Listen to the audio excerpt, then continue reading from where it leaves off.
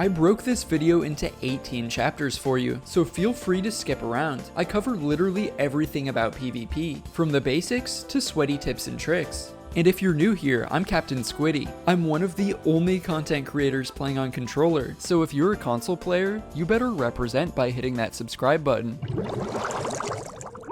Here's everything a beginner should know about naval strategy. Winning a battle is all about two things: keeping cannon angle on the enemy and dominating the enemy cannon. Every fight starts with both ships racing to see who can turn and get an angle on the enemy first. During the battle, your cannons should be facing towards your enemy at all times, and your enemy should never have a cannon angle on you, unless you also have one on them. When both ships try to maintain angle on each other, it will result in one of three sailing patterns. These are the circle, parallel, and reverse parallel. Your pattern will not always match your opponent's, in which case you will keep breaking off and re-engaging them until your patterns finally match. And this is the awkward dance of naval combat. The circle, also known as the orbital, is when you and the other ship are circling around each other in the same path. It requires a lot of skill to land shots in this position, because you will need to greatly lead your shots. This position can also require a lot of multitasking on the wheel to make sure you're not losing angle. The next sailing pattern is the parallel. This is the most risky of any pattern. It's high risk and high reward because whoever gets the first one ball will probably win. It's also the easiest to land shots in a parallel because you don't need to lead your shots at all. It becomes super easy to just poop on your enemy and drop their mast. Newer players prefer the sailing formation because it's easier to do than circling. Fights also usually end the quickest in this position. The third main sailing strategy is the reverse broadside. This is when you and the other ship are parallel but sailing in opposite directions. It's like jousting to see who gets cannon angle first. This is common when the enemy is unsure if they want to commit to a broadside. It's pretty common to see boarding attempts in this position too. These are the three main offensive sailing strategies you'll see. Now let's talk about ship positioning in the late game. In a Deathspiral, you'll orbit the position where the enemy ship is stopped. This can be risky and difficult to do, which is why your second option is to just park your ship perpendicular to the enemy, outside their cannon angle. These two late game positions let you poop on the stopped enemy ship and spam boards at them until they sink. So there's three offensive formations, which are circle, parallel, and reverse parallel, and there's two late game positions, which are death spiraling and perpendicular parking. An endgame position is when you and the enemy ship are both immobilized facing each other. Steering during a naval is all about sail and wheel maintenance, keeping cannon angle on your enemy at all times, and reacting to their ship movements. Sometimes you and the enemy will be in a dance where you are both matching each other in the same offensive formation, but other times you and the enemy will feel more like you're wrestling each other instead of dancing. You'll be all out of sync. It's a lot of fun to try and outsmart your enemy with your positioning. There's no better feeling than seeing them steer straight into your broadside. If you need to outturn your opponent, simply put the wheel all the way to the side and raise your sails to achieve the tightest, quickest turning radius. And finally, let's talk about the defensive position. This is when your ship is stopped against an island. Keeping a defensive position sacrifices your ship's mobility for guaranteed cannon angle. Your mast now becomes irrelevant in this position because the fight is now purely a cannon fight. A ship also fills with water slower when it's parked in shallow waters. But the main benefit of a defensive position is that it makes it impossible for the enemy to circle you or exit your cannon angle. This is a threat to your enemy because they cannot approach you without nosing your broadside. Don't be fooled, a stopped ship can still be deadly, and you'll mostly see this strategy used by bigger ships defending against smaller ones. But there is one major weakness to a defensive position, and that's that you're a sitting duck for boarders who can anchor your ship. And that's everything a new player should know about the basic naval strategies. Here's the best order of operations for how you should take down a larger ship. Number 1. Start by letting the bigger ship chase you. Now you can start the fight by suddenly turning sharply to cut off the bigger ship and get cannon angle before them. We're taking advantage of their aggression to bait them into giving us the first shots for free. 2. Keep the fight at long range to start. Do not start the fight point blank to a bigger ship or you will quickly get overwhelmed. They have more cannons to chain shot you and more players to board you with. So start at long range and just focus on opening up some holes on their ship. 3. Once you've opened up some holes on their ship from range, you can now move closer to their ship. Now your goal is to one ball one of them. You can now move on to step 4, which is chain-shotting their masts. At this point, one of them is dead, one of them is patching holes below deck, and one of them is trying to catch their mast. Because all the enemies are either dead or distracted, this is the safest point where you can move closer to their ship to deliver a kill blow. 5. Now that their mast is down, you're safe to board them and drop their anchor. Your goal on the first board here is not to get kills. Your only goal is to drop their anchor and then distract them long enough to keep them anchored. Run in circles around their ship, or even jump off and gatekeep their anchor from the water by throwing blunderbombs. Remember, the goal here is to live instead of just going for kills. 6. While you're keeping their anchor down, your teammate should be full raising sails and pulling into their blind spot. Do not try to circle a larger ship.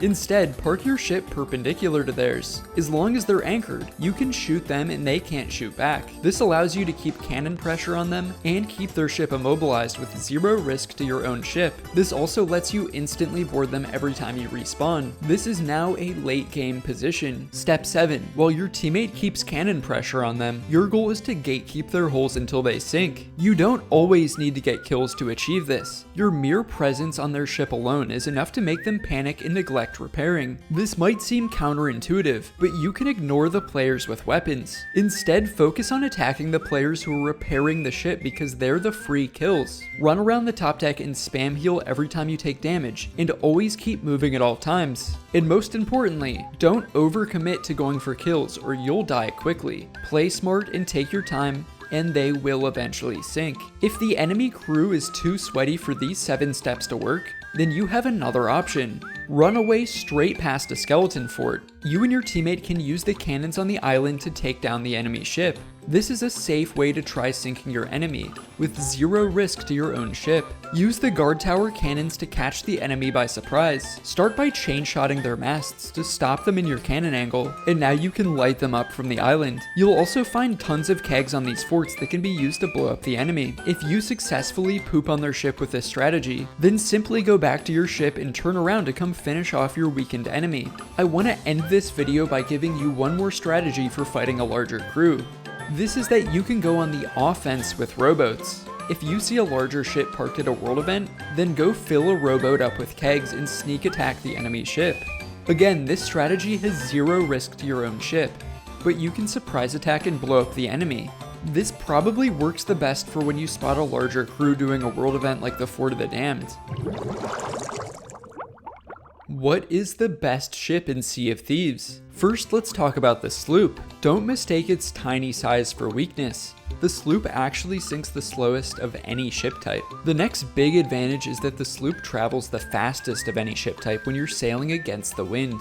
But the greatest strength of the sloop is definitely its turning radius. You can make extremely tight turns in comparison to a brig or galleon. Use this to outmaneuver them and get cannon angle first. The next advantage of the sloop is that everything on the ship can be operated quickly. The wheel can be turned quicker, the anchor can be raised quicker, and the sails can be raised quicker. And finally, the mast on the sloop has extra health, whereas you can break the mast of a brig and galleon with only one chain shot. Weaknesses. The most obvious weakness is that you only have one cannon. This means you will certainly lose a fair broadside against a bigger ship. Next, the sloop is capped at 2 crew members. This means you'll be getting spam boarded a lot when fighting a larger crew. Naval fights will quickly turn into spawn camps if you aren't watching your ladders to stop boarders. Now let's talk about the brigantine. The brigantine sails the fastest of any ship type when you have sidewind. You have the highest probability of catching sidewind, so this comes in handy.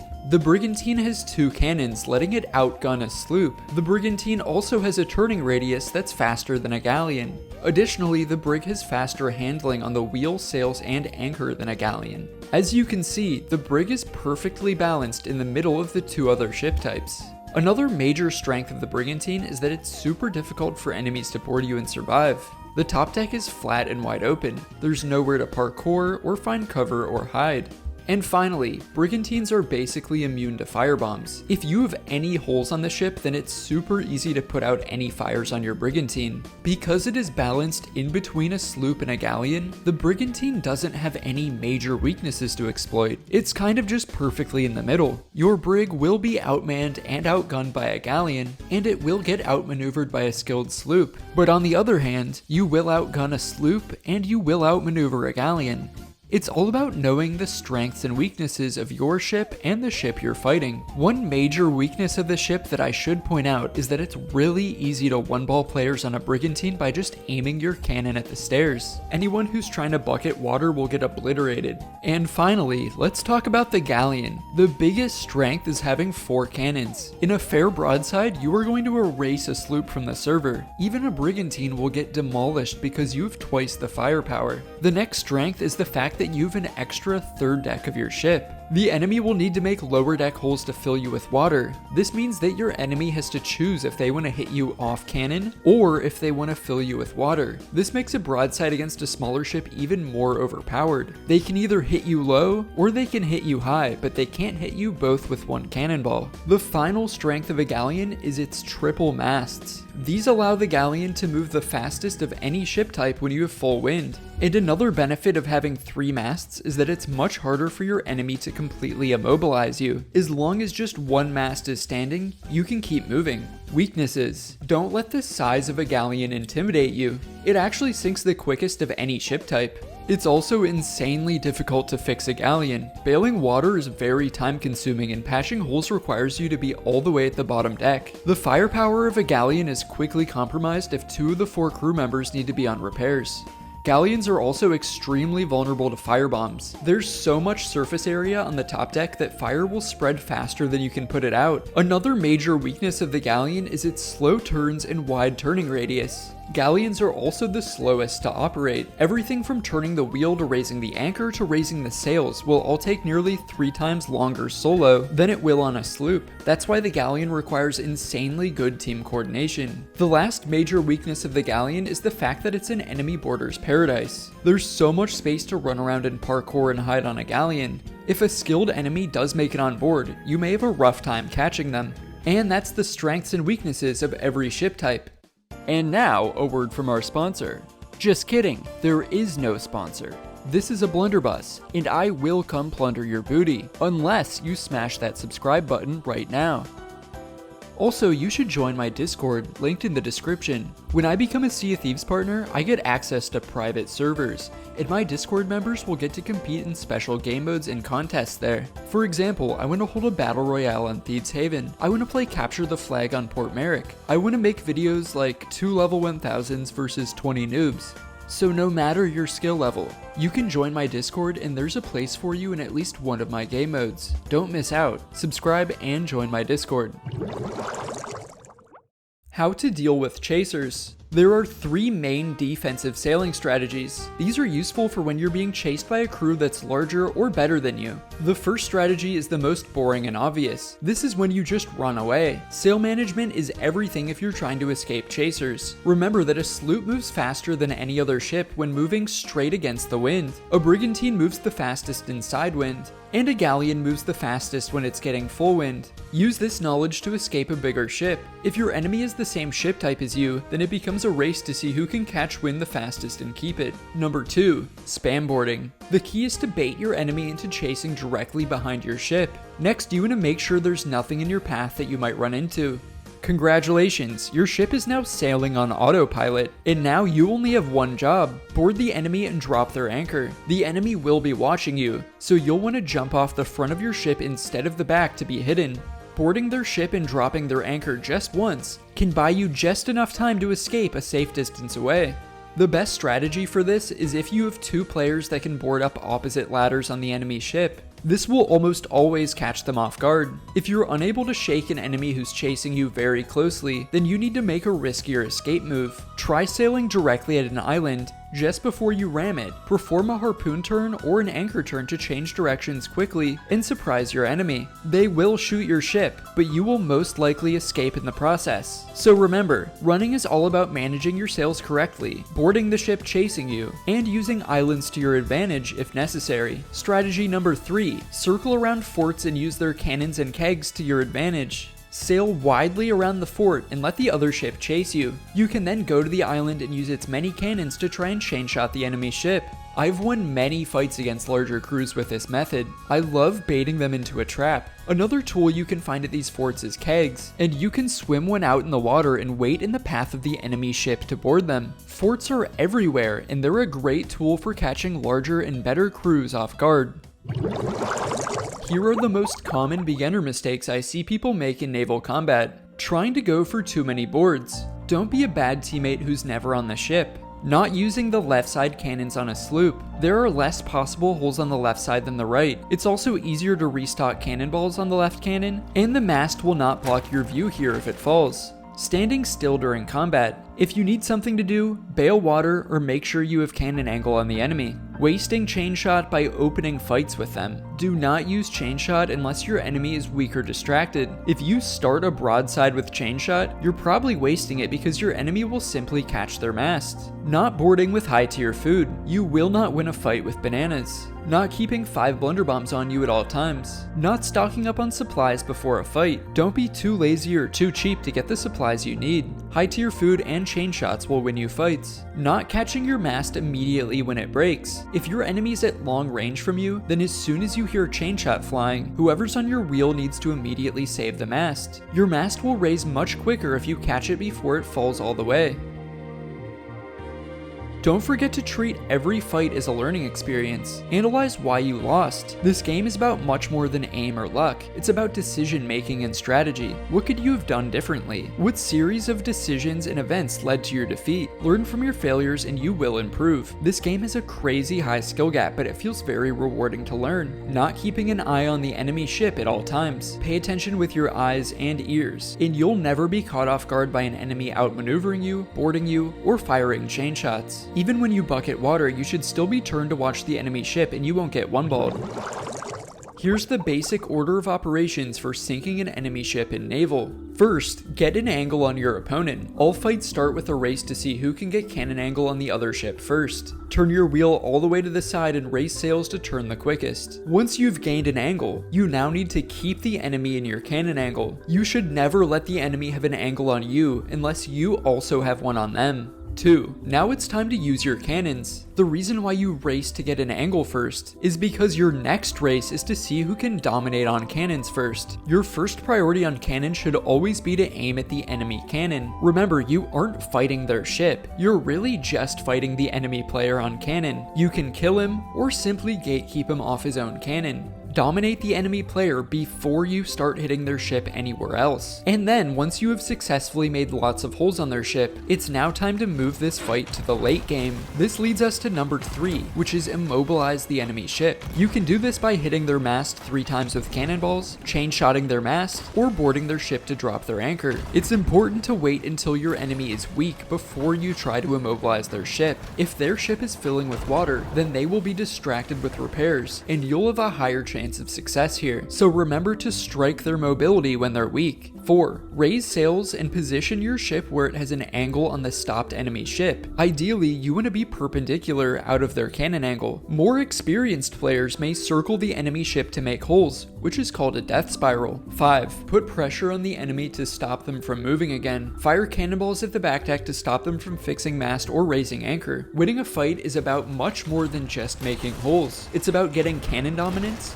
immobilizing the enemy ship, and then controlling the fight through positioning your own ship. It's slow and tactical, like ship wrestling. If your enemy is too good at repairing the sink, then it's time to move on to step 6. Board your enemy to gatekeep their holes. You can either kill your enemies or simply distract them from bailing water so they finally sink. Ideally, you want at least one person on your ship hitting them with cannons while the other person boards the enemy. And those are the basic 6 steps to sinking an enemy ship.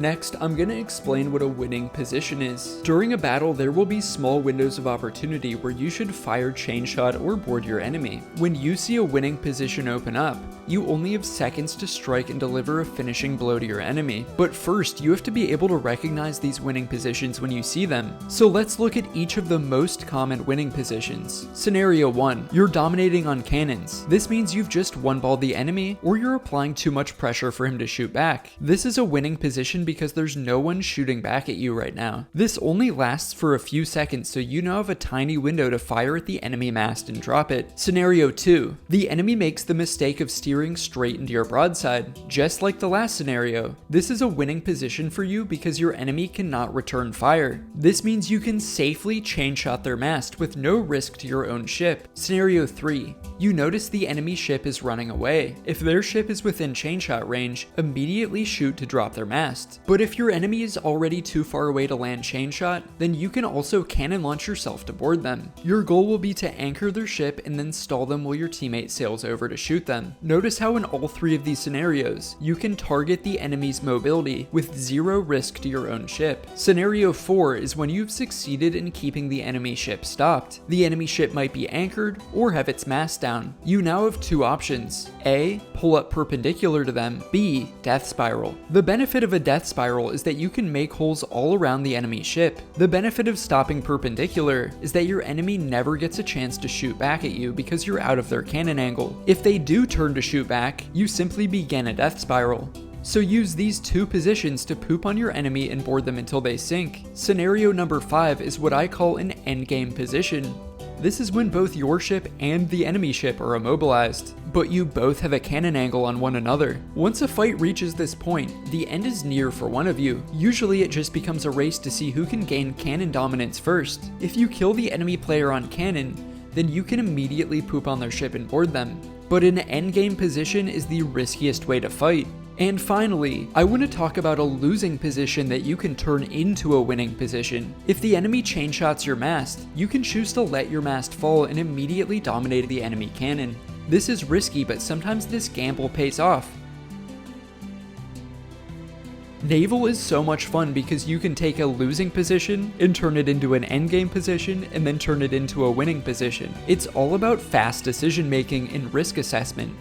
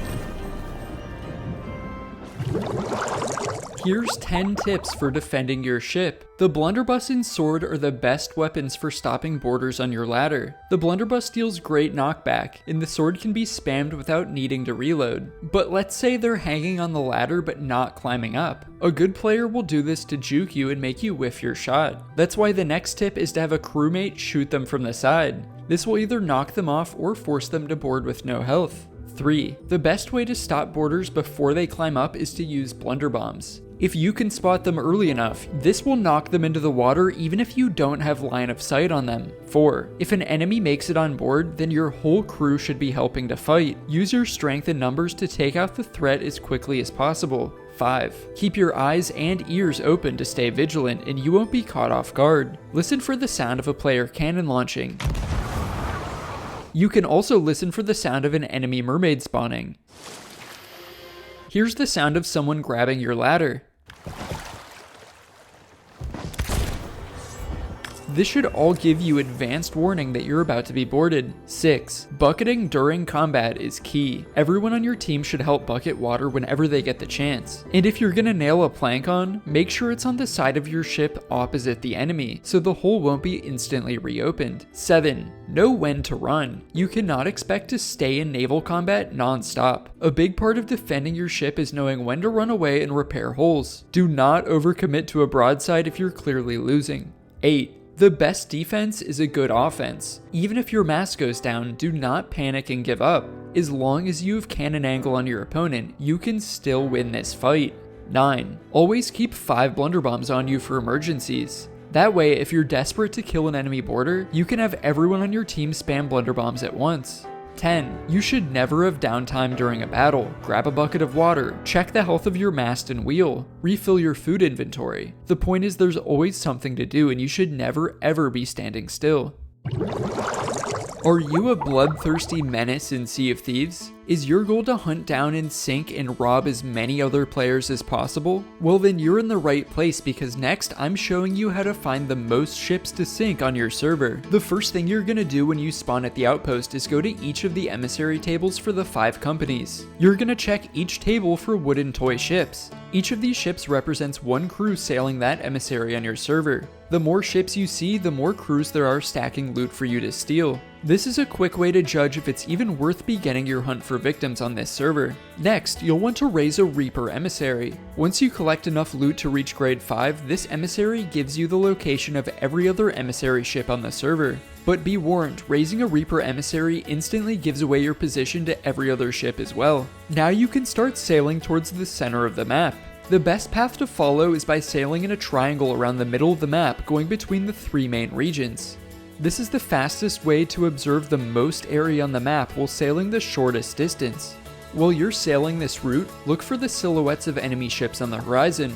Instead of using your crow's nest, you can get a much better view of your surroundings by cannon launching yourself straight up in the air. If you aren't seeing any ships using this method, as a plan B, you can always just sail towards the world event cloud in the sky and you'll almost always find a crew to fight. A good tip is to keep the lanterns turned off on your ship. These are very noticeable from a distance and you want to keep the element of surprise as much as you can. Once you've found your victim, you'll hopefully catch them off guard. It's wise to cut off their ship in the direction it's facing so they can't run away. You'll immediately want to chain shot their mast or board to drop their anchor. If you suspect a ship saw you early and might start running, you can also start by setting a boarder from long range to anchor them. Experienced crews will be very paranoid and will see you coming, so prepare for a chase if you want the loot they're stacking. So we're on a sloop, chasing a sloop, being chased by another sloop. The sloop is following us! The skeleton sloop is right behind us. We have a line. A sloop chasing a sloop, chasing a sloop, chasing another sloop. Here's 10 tips for fighting larger crews. Do not death spiral a larger ship. This only works on ships equal to or smaller than you. If you try to death spiral a bigger ship, you're gonna risk getting obliterated every time you enter their broadside. If you manage to immobilize a bigger ship, you should park perpendicular to them outside of their cannon angle. This lets you gatekeep their masts without giving them a chance to shoot back at you. This is also the least risky way to board their ship because you know your mast isn't gonna get knocked down while you try to board. To fight a larger crew, you're gonna need 2 main things. These are chain shots and high tier food. Chain shots will be a necessity for naval combat, and good food is a necessity for fighting if you're outnumbered. No matter how good you aren't winning a 1v3 with bananas. Use the advantage of your ship size. The smaller the ship, the more maneuverable it is. A brig turns sharper than a galleon, and a sloop turns sharper than a brig. Your main advantage as a smaller ship is naval maneuvers. You can operate the wheel and sails much quicker than a larger ship, outplay your enemy and keep them in your cannon angle. Remember that a galleon sinks the fastest and is hardest to repair of any ship type. Don't be intimidated by its larger size. A galleon is a sinking coffin for a crew that isn't sweating on repairs. By contrast, a sloop sinks the slowest of any ship type. Keep the fight at long range until you land a decent amount of hits on their ship. If you start the fight by getting point blank to them, the other crew is going to quickly overpower you. Once you think the enemy is probably busy repairing their ship, this is when you should get closer to them. Once you're close enough, you should use chain shots to cripple the other ship. Chain shots are the best way to take down a larger crew, and remember that dropping a mast distracts an enemy from using their cannon. You'll notice that the common theme in these tips is that you want to split up the enemy crew as much as possible by giving them distractions. This leads me to the next tip: use firebombs on the top deck of galleons. Fire is a nightmare to deal with on a galleon because it spreads faster than you can put it out. Firebombs are not as useful against brigantines though. Only go for boards when your ship is out of their cannon angle. Do not attempt to board the other ship if you're in the broadside with the enemy. You'll just be putting your crew at an even worse disadvantage. As soon as they notice you try to board, the other crew will instantly start targeting your ship's mast. Know your objective when you board. Your main goal when boarding should not be to get kills. Instead, your main goal should be to drop the enemy anchor and keep it down. Do not try to 1v3 and kill every enemy. This is way too risky and it's pointless because the enemies will simply respawn and overwhelm you. Instead of going for kills, you need to focus on running around the other ship and healing yourself. Your mere presence is a massive distraction for them. Don't fight the player that's actually chasing after you. Instead, fight the players who are distracted with tasks. Attack enemies when you see them raising anchor or patching a hole or fixing a mast. Remember, you aren't on the enemy ship to get kills. You're on the enemy ship to make it impossible for them to do anything in peace. You become an unstoppable force of chaos simply by running around the top deck and spam healing. Always watch and listen for boarders. Larger crews will always spam boarders at your ship. The key is to stop them before they can get on board to anchor you. You always need to be on guard and ready to defend your ladders. That's why I'd recommend always keeping a blunderbuss or sword in your loadout when fighting a bigger crew. It's also important to always keep 5 blunderbombs in your inventory. And as a bonus tip, the new Grapple Gun is OP for boarding galleons. Here's the best order of operations for taking down a galleon as a sloop. First, light them on fire and open up holes on their ship from a distance to force one of them to focus on repairs. Next, chain shot their masts. Now you can board to anchor them. Have your teammate position your ship perpendicular to their galleon to make holes on them. Never ever be in their broadside. Next, you need to keep their anchor down so they can't turn the ship to return fire at you. And now you have them in a chokehold, and it's only a matter of time until they sink.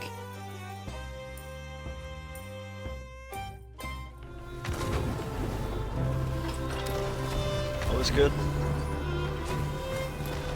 That was good too. Got both your masts. Start a spiral? I'm starting a spiral. Yep. Okay. I'll risk this is gonna be really tight spiral. I have chains too that I can use.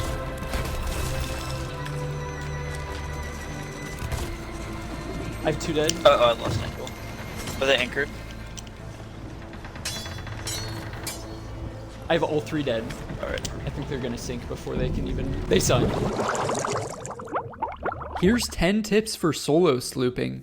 Keep your ship hidden. Lanterns make your ship much easier to spot at a distance. Keep them off if you want to avoid attracting a galleon crew like a moth to a flame. You can also keep your ship hidden by parking on the sides of the islands that face towards the edge of the map. Most aggressive crews looking for a fight will circle the middle of the map, so parking on the outward facing side of the island will keep you hidden. 2. Be aware of your surroundings. You should constantly be using your spyglass to scan the horizons for threats. Instead of climbing your crow's nest, cannon launch yourself straight up in the air for a much better view. Even when you're on an island, run to the highest point and quickly scan the horizon every few minutes. Don't be caught off guard. Keep your ears open too. Listen for the sound of cannon fire to know if an enemy is launching towards your ship while you're on an island. One more thing to watch out for is mermaids. Keep your eyes and ears open. Never drop your anchor. Always park your ship by raising your sails instead of dropping your anchor. This lets you drop your sails to escape quickly as soon as you see danger. It's also smart to keep your ship pointed away from the island when you park. 5. Remember that you sail faster going straight into the wind than any other ship type. Use this knowledge to escape larger crews. 6. Use close range weapons for your loadout if you're new to PvP. This would be the blunderbuss, throwing knives, and sword. Most of the PvP you do will be on your sloop against enemies boarding you. This means all your fighting will be at close range. The sword is especially useful for fighting bigger crews as a solo because you have unlimited ammo and no reload time. 7. If you're new, avoid fights with bigger crews at first. You should fight other solo sloops and even duo sloops for practice. Start with trying to win 1v1s and 1v2s before you pick fights with larger ship types. If they sense you're inexperienced, then larger crews will instantly spam you with boarders. 8. This one is very important. Do not stack any loot you are not prepared to lose. Do not hesitate to go cash out your loot at an outpost. Your ship will never be safe from getting robbed on the Sea of Thieves. Number 9. Understand that world events are high risk and high reward for solos. World events are insanely quick and easy to complete solo. They scale in difficulty to your crew size. However, the trade-off is that enemy crews will be drawn to you instantly, so understand that you're putting a huge target on your back by doing a world event. Number 10. If you're getting chased by a bigger ship and you have loot on board, then try using a rowboat to go sell your loot in stealth. Let your empty ship sail away in the opposite direction as bait for the enemy. Meanwhile, you can detach your rowboat and go sell at the outpost. Next, here's your full guide to using Grog. Grog is the most overpowered item in Sea of Thieves. It gives me a ranged attack that works like a gross flashbang, and it sharpens my reflexes for PvP. Grog works by killing my slow-moving brain cells and leaving only the strongest ones behind. It's a little thing called natural selection. Grog also makes me sail better, but I never drink and drive. I make sure to let go of the wheel first when I need a sip, and I never drive any faster than I can see. I'd rather have a bottle in front of me than a frontal lobotomy. Let's have a drunk fight to the death. Ready? Come here. Wait, hold. Hold. Okay. Alright, come get some. Good? Yeah, we should have to stab each other though. Yeah, okay. Oh, I can't see anything. That dropped on you. Oh. Oh, shit. Oh. Dude, I'm swaying so much I can't even land a hit. Yeah, I know. Oh. I'm blind half the time. Come here, boy. Oh. Where the hell did you go? Oh. No! Is the new Grapple Gun good for PvP? The greatest strength of the Grapple Gun is being able to board galleons easily. You can simply grapple straight to the top deck and skip the ladder completely. You can definitely catch the helm off guard with this trick. There's also a few other ways onto a galleon. However, once you make it on board, good luck fighting the crew with only one weapon. The next main strength of the Grapple Gun is fighting players on forts. The ability to instantly escape your enemy is insane. You can instantly reposition to high ground by grappling up the fort. The Grapple Gun is especially useful for attacking the Fort of the Damned, because you can stealthily move up the backside of the island. In this clip, I rode over to this fort and was able to get up to the top without the enemy even noticing. Unfortunately, the Grapple Gun is only a defensive movement ability.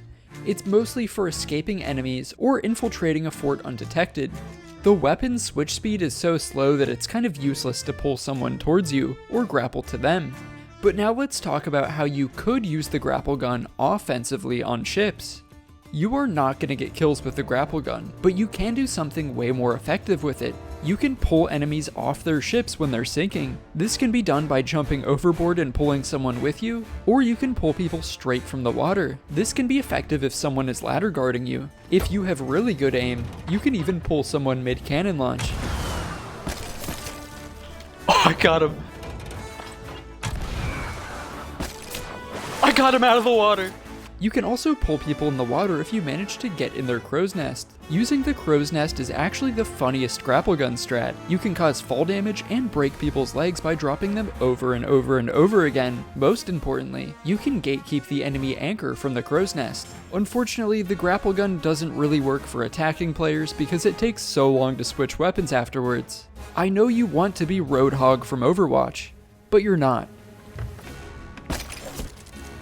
I pulled him off the ship! I mean, it can totally be useful to pull players off their ship when they want a bucket or ladder guard, but once they get grappled to you, you're gonna be in danger. One thing that's annoying is that the Grapple Gun only recognizes the deck of ships, so it's mainly used to move to low ground, but not for moving to high ground, except for this angle here, or this one. I discovered you can grapple through the window here if you jump, but I don't know how this would be useful. Now let's talk about the main weaknesses of the Grapple Gun. The most obvious downside is that it takes up a weapon slot.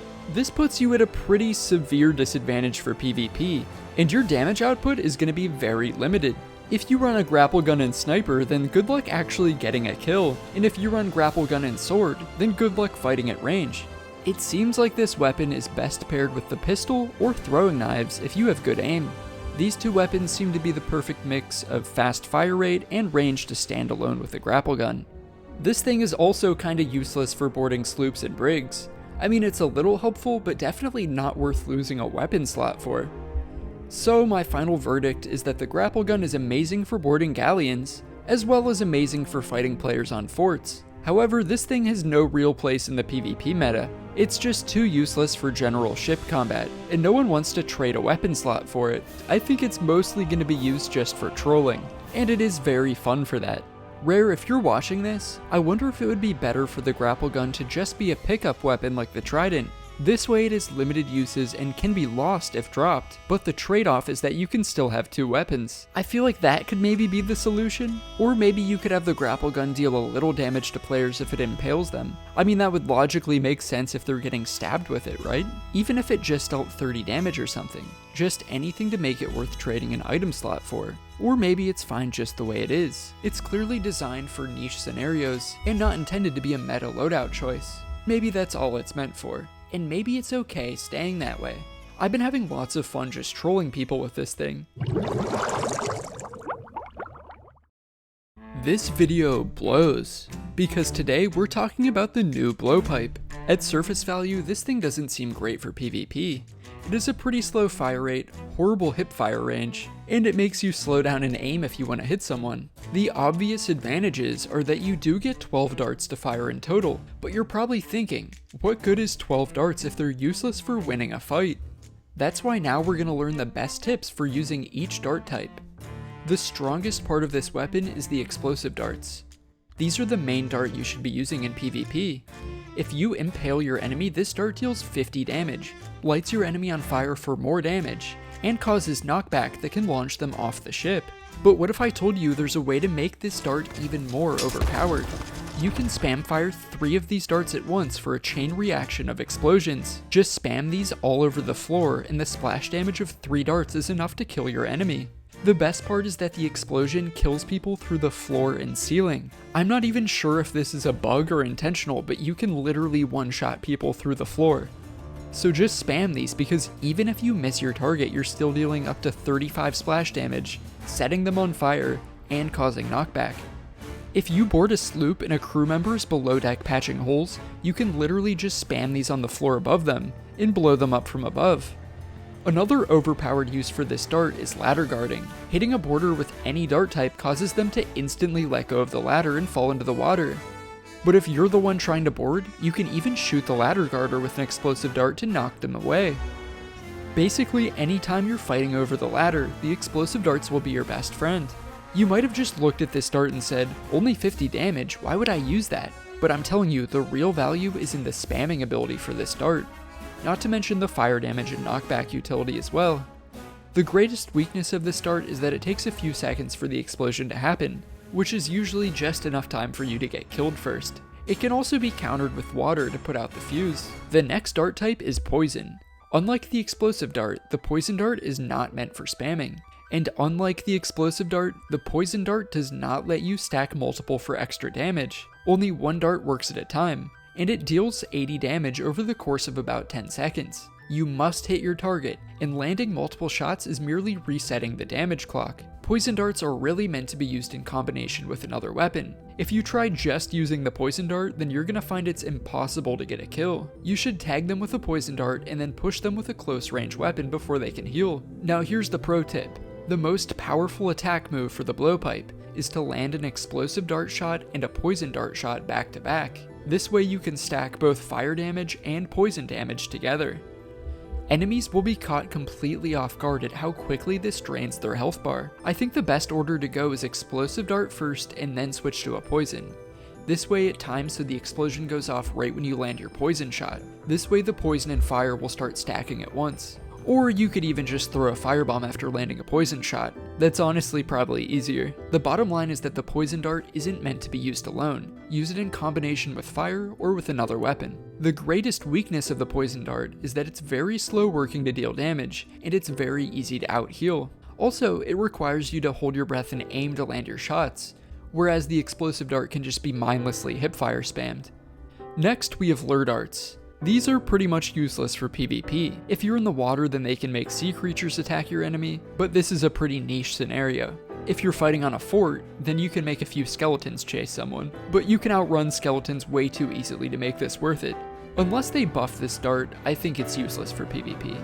The lure dart is really just for trolling. As of making this video, the mimic dart has not been added yet, but I'm guessing this dart will also just be for trolling. It's supposed to mimic the sound of the anchor dropping or a border climbing when shot at different parts of the ship. So of the 4 dart types, the explosive and poison darts are the only ones usable for PvP. This gives you 8 shots in total, which is pretty good if you find yourself fighting on an island away from an ammo chest. It seems clear that Rare intended for the blowpipe to just be used by someone tucking on a fort. But as I pointed out, there are ways you can maximize the damage of the poison dart and the explosive dart to make this weapon usable for PvP. Rare, if you're watching this, please don't nerf the blowpipe. And if you are nerfing it, then please give us another PvP dart type. Maybe just a standard wooden dart that does a flat damage number on impact. Just anything to make this weapon more viable for PvP. I'm concerned that the spam fire rate is going to get nerfed and then no one is ever going to touch this thing ever again. The greatest weakness of the blowpipe is definitely its time to kill. The poison dart is going to take over 10 seconds and take multiple darts. And if you're not spamming it, then the explosive dart is going to take over 10 seconds to kill and take multiple darts. It's just so easy to heal faster than these darts can kill that you have to be creative with it to make this thing viable for PvP. And I think that's why most people would just prefer to use their normal loadouts, with a more straightforward time to kill. Additionally, this weapon is really hurt by the fact you have to aim down sights for a second to get range on it. You're super vulnerable while you stand still, and you're also super vulnerable when you're trying to reload this thing. It's a strangely long reload animation, and I found myself getting countered by swords more than anything. The blowpipe can be pretty frustrating at times. Sometimes you feel like it's unusable, while other times you feel like it's way overpowered. But one thing is for certain, it's a lot of fun to use. Stealing loot in Sea of Thieves is wrong. I don't care if it's a pirate game. PvP is only allowed between 2 consenting adults. I would never teach you guys how to rob somebody. However, hypothetically, if I was going to rob someone using the new traps, then hypothetically, here are the best tips and tricks. Step 1. Check the map table to see if there's Reapers in your server. Step 2. Sail to the nearest fort and grab all the kegs. Step 3. Sail directly to Reaper's hideout. We are about to make the best Reaper's hideout booby trap you've ever seen. The goal here is to fill the selling room with kegs. They need to be spaced out enough to set off a chain reaction that blows up the whole room at once. But these also need to be invisible when you're looking into the room from the doorway. If the enemy notices even one keg from the doorway, then our cover is blown and they're not going to fall for the trap. These are the best keg spots I've found to be barely noticeable from the doorway, while also giving enough coverage to kill everything in the room. This is important because even if the first person into the room misses your trap, then at least their crewmate behind them could still set off the trap and you want to make sure both die in the explosion. The ultimate goal here is to full wipe the entire enemy crew. Step 4 is to put down your trap. You're going to want it perfectly centered in the doorway a few feet back. This is going to be really hard to notice before you run into it, especially if you're carrying a chest or something that's blocking the entire bottom of your vision. You'll want to load this trap with a blunderbomb to maximize damage and ensure that the explosion sets off a chain reaction of kegs. Step 5 is to wait until you see the enemy Reaper sailing to your island. It's at this point that you'll quickly need to hide both your ship and your mermaid. Make sure you've cooked merfruit until it glows to turn it into enchanted merfruit. Eating this will despawn your mermaid for a little while. And finally, you'll scuttle your ship to make sure the enemy has no clue they're in danger. There's no backing out of the plan now. You have no ship and no mermaid. Step 6 is to hide somewhere that you can watch the show. And please be careful because these traps do have friendly fire enabled. Once your trap goes off, you can either run in and sell whatever your dead enemy was trying to sell, or if you're more skilled at PvP, you can keep a second keg stash on the island away from the explosion. You can just start bombing their ship with kegs. Now this will require you to still spawn trap the enemy until they sink, and remember, you only have one life. That's why if you're attempting this heist as a solo player, then I would recommend you stick to the first plan and just focus on robbing the loot, instead of attempting to actually sink them. Next, I'll show you the best way to rob someone at an outpost by booby-trapping the Sovereign's tent. You're gonna space out kegs inside the tent and make sure they aren't visible from the entrance. I accidentally discovered you can glitch a keg beneath the deck here. Remember, the key here is stealth. The key here is stealth. Now you're gonna place 1 or 2 traps at the entrance and rig them with blunderbombs. You could also place a second trap on the moving platform, just in case they try to sell from the other side. And the beauty of the Sovereign's tent is that no one gets suspicious when they see loot here. People leave old resource crates sitting here all the time, which means we can use one to hide our trap. We're gonna go buy a fruit crate from the Merchant Alliance, and now I'm gonna take the fruit crate. I'm just gonna grab the fruit crate. I'm gonna firmly grasp it. This is me hitting the X button to take the fruit crate, which I purchased. I bought this fruit crate, so now obviously I get to take the fruit crate. Looks like I'm using myself as the chest to hide these traps, but you still get the idea. This would totally catch someone off guard. But what if you don't have kegs? Don't worry, because this trap still works without kegs. Now obviously one trap alone isn't enough to kill someone, but luckily all you need is 2 blunderbomb traps next to each other to one-shot kill. This spot here still works with 2 traps, 2 blunderbombs, and 2 boxes to hide them. My final tip for you is that traps can also be very useful on forts to steal a vault key. Before the enemy can unlock the treasure vault, they'll have to run right through this tight spot here under the stairs. This is the perfect place to hide 2 blunderbomb traps, or even kegs at the sides. If you're hiding nearby, then you can really easily swoop in and steal this vault key. And most importantly, you can block the vault door with loot and people won't even be that suspicious. Crewmates pile loot in front of this door all the time. My next tip is that you cannot bury kegs with this strategy. I myth-busted it to check and it doesn't work. In all fairness, it would be so overpowered if this worked with buried kegs. On the bright side, you can also bury traps to make them a little less noticeable. From my experience, the best place to quickly find traps is at outposts. You can find them in barrels anywhere, but the spawn rate is dramatically higher at outposts for some reason. And these are all the best ways to set sneaky traps. Hypothetically.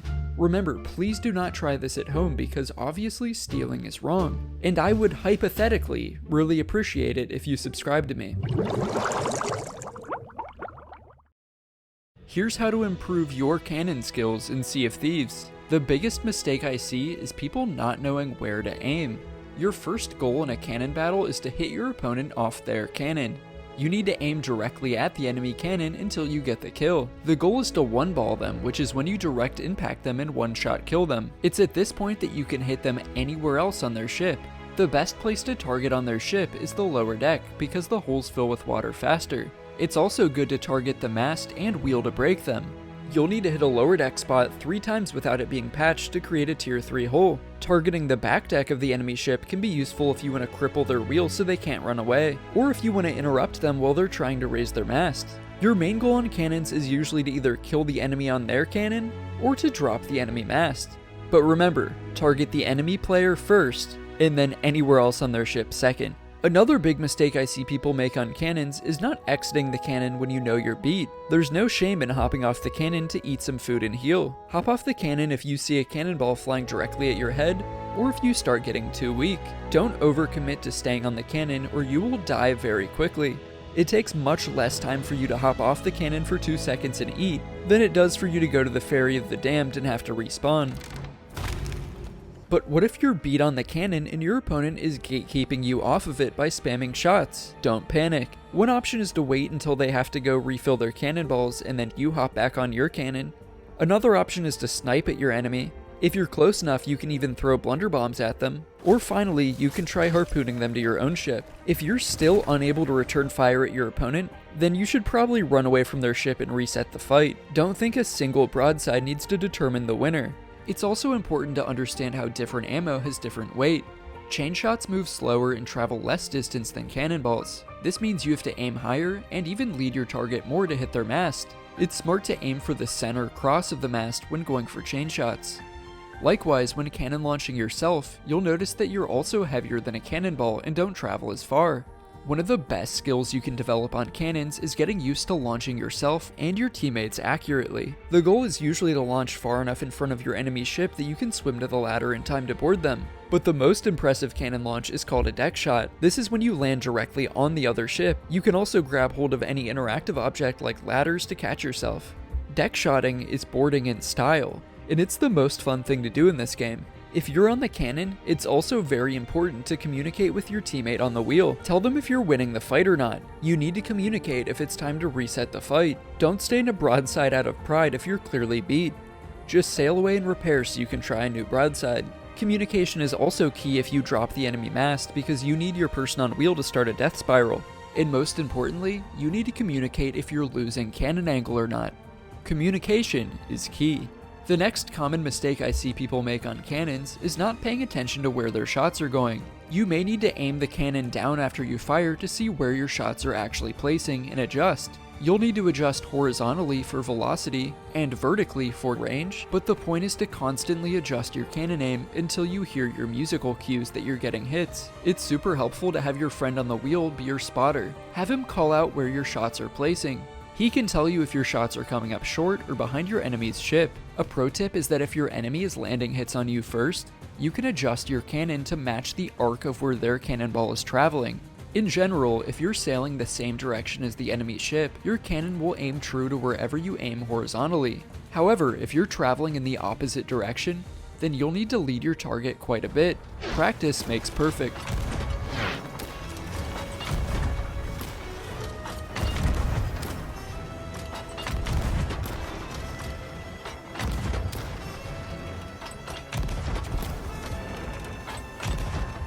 You're gonna need a lot of practice to master this. The biggest thing is that you don't want to have to be picky with your shots. You want to be able to spam cannonballs at your enemy from very far away, and get used to judging distance at a glance. Aiming will feel more natural after you practice, but just remember that even the best players have to adjust their shots and get dialed in on the target. To win a broadside, it's really just a race to see if you can get dialed in on the enemy ship before they can get dialed in on you. It's not just about hitting your target first try. Rather, it's about how quickly you can adjust your shots to get dialed in. The best way to improve your cannon aim is the obvious answer: practice. Take every fight you can. Fight skeleton ships, fight ghost ships, fight every crew you see. 99% of your cannon skills are just coming from practice and getting familiar with gauging distance. You need to shoot a lot of cannonballs, but most importantly, you need to actually pay attention while you're doing it. Get used to judging range, get used to judging how high you need to aim, get used to how fast the cannonball travels, and finally, the hardest one will be getting used to how to lead your shots on different moving targets. But remember, no one's cannon aim is perfect all the time. Even the pros need to see how their shots are placing and adjust their aim throughout a broadside.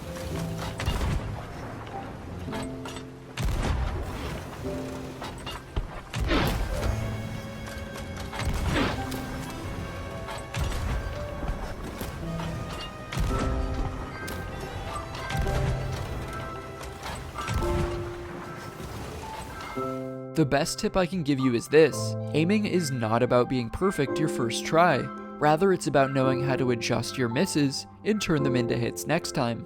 It's all about how to improve when you miss. I'll show you how to death spiral in Sea of Thieves. This is one of the most essential skills to learn if you want to master naval PvP. The death spiral is used in the endgame of fights to finish off your opponent. But before you can death spiral them, you must first immobilize their ship. You'll want to start by anchoring them or dropping their mast, or ideally you will have done both. Your opponent will be in survival mode, trying as hard as they can to repair their ship and start moving again. Your mission is to keep constant pressure on your opponent and overwhelm them to complete the sink. This is where death spiraling comes in. You must circle your opponent's ship to open up as many holes as possible, and you will also need to gatekeep their mast from being repaired. The idea of a proper death spiral is that your ship will sail in autopilot. Death spiraling is the art of finding the perfect combination of sail height and wheel turn to put your ship in the perfect orbit. Your ship will sail itself while you can focus on using the cannons and boarding your opponent. So now let's talk about how you death spiral. Let's say you just dropped your opponent's mast. The first thing you should do is fully turn the wheel to begin circling around the enemy ship, and you should half raise your sails. This slows down your ship and makes it easier to maneuver. Now you should be able to straighten out the wheel just a little bit. If you are very close to the enemy ship, you have a tighter orbit, so the sharper you'll need to turn the wheel. By contrast, if you are very far away from the other ship, then your orbit is larger, so the wheel will barely need turned at all. The closer you are to their ship, the tighter your wheel should be turned with your sails half raised. You want to be close enough to land shots with ease, but not so close that your ship is easy for them to board. The best option is to be somewhere in the middle. Don't panic if you mess up the death spiral. You'll definitely need to hop back on the wheel and adjust it a few times until you get the perfect autopilot orbit. Once you have the perfect orbit figured out, the other ship is pretty much screwed. If you find yourself accidentally ramming the other ship, then it's definitely because you're moving too fast and you need to raise sails more. The slower your ship is moving, the easier it is to react and adjust the wheel if the course of your orbit is off. Death spiraling is very hard to master. You're always under pressure when you're trying to start a death spiral, because your opponent is simultaneously trying to fix their ship and escape you. Don't get discouraged if you mess this up the first 20 times you try it. I promise it will get easier each time until you finally understand how to do it right. This is definitely the most important naval technique to learn, so it will definitely feel rewarding once you have it down. The key is to practice so you get super comfortable with it. And you can even practice this just by circling rocks or tiny islands. Here's everything the game doesn't tell you about PvP. The first thing we need to talk about is healing. PvP in this game is more similar to Minecraft than it is to Call of Duty. Not only do you need to eat food to heal, but you actually have to eat while you're in the middle of fighting. Literally in between shots, you should be taking bites of food to stay alive. If you aren't healing each time you take damage, you're gonna find yourself dying very quickly. This leads us to the most important skill of all, which is movement. PvP in this game is mostly about running around and eating. You should never be standing still and holding an angle like it's Rainbow Six Siege. I promise you will appear invincible to your enemies simply by remembering to run and eat whenever you take damage. I know this sounds so simple and stupid, but I guarantee you'll forget and you'll freeze up in your first fight. Run, zigzag, and jump over your opponents to evade them and position yourself to strike. Most PvP in this game occurs on ships. That's why it's important to memorize the layout of each ship type. Learn the spots where you can jump and parkour. Get comfortable knowing where to run and where to fight. In general, it's easiest to survive on the top deck of every ship type. You'll find yourself getting crowded and surrounded in the lower decks. A player who has mastered movement will have a crazy skill gap on those who haven't.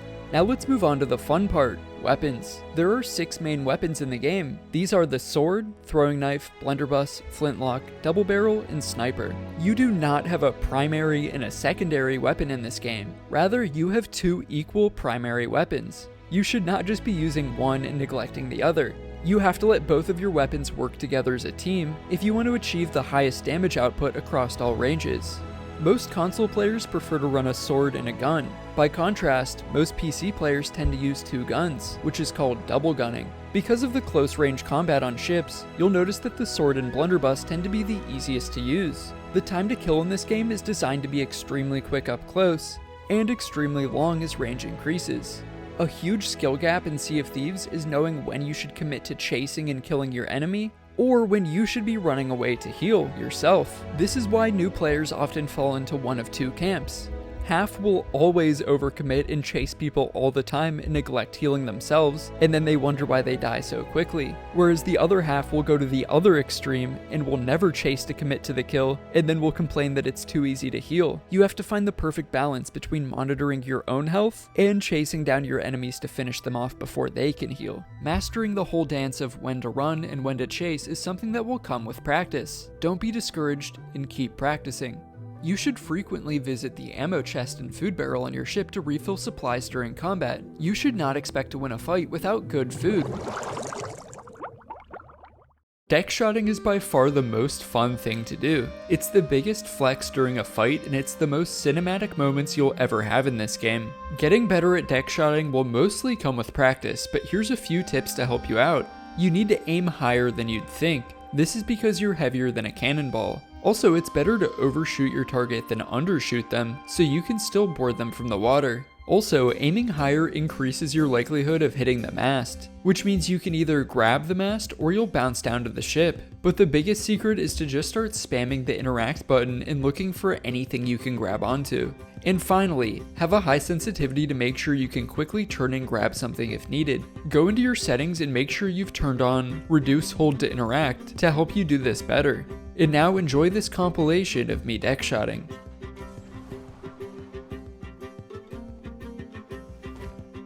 Deck shot. I saw that. That was sick. There's a border. I deck shot this. Deck shot. Nice. One of them's fighting back right now. Killed. Yeah.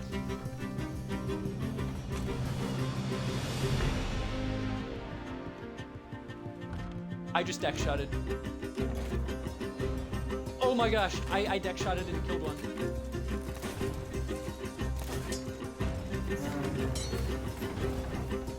Are they anchored? Two.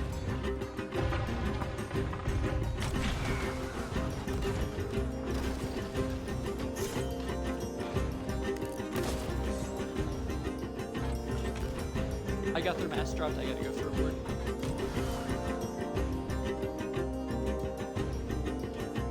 Deck shotted. Anchored.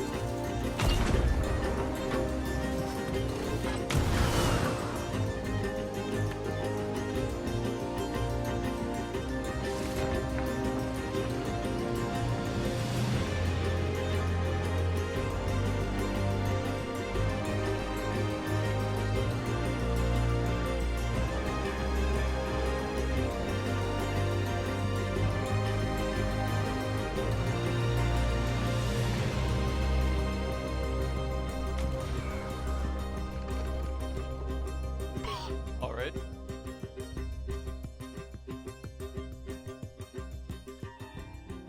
I hope you found this video helpful. If so, please subscribe to me. And thanks for watching Captain Squiddy.